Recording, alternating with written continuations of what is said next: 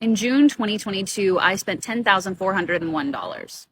And just that number alone made me gawk, let alone what I can only assume people are going to react to in the comments. But the thing that I wanted to speak to was that there is something called your expenditure range. Now, your expenditure range is like your internal barometer for how much you can comfortably spend without going into like anxiety, panic, distress, any sort of nervous system reaction to say, oh my God, we're not safe. Now, when I did the calculations and figured out that I spent $10,000 last month, there was a part of me that was panicked. Like, how did I spend that much money? And thankfully, what I teach in bank is that we do what's called a money audit. And no, it's not scary and it's not terrifying.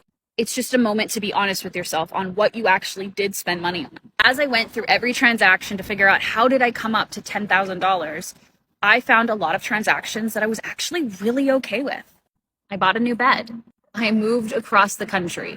Okay, not entirely across the country before people in the Maritimes and like rural Alberta get upset with me. I bought a new couch. I bought a desk, a TV stand, had to get food.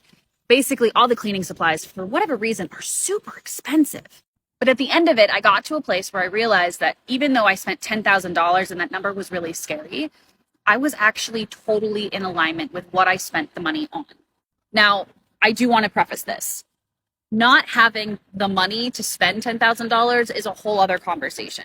And I'm not talking about income here. I'm talking about your ability to spend in alignment with yourself. Your expenditure range is literally what you are physically comfortable with spending. And sometimes we can do that by surprise and realize that, oh my God, I spent way more than I'm comfortable with. And then we go into a shame spiral and feel really regretful and a lot of remorse for what we spent our money on.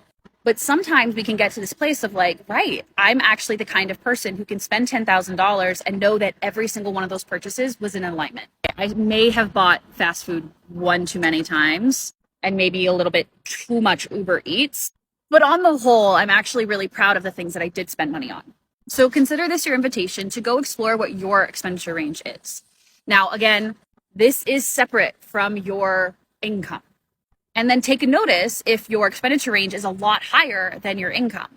Then we want to be able to talk about, hey, let's make more than what you're willing to spend. Like and follow for more.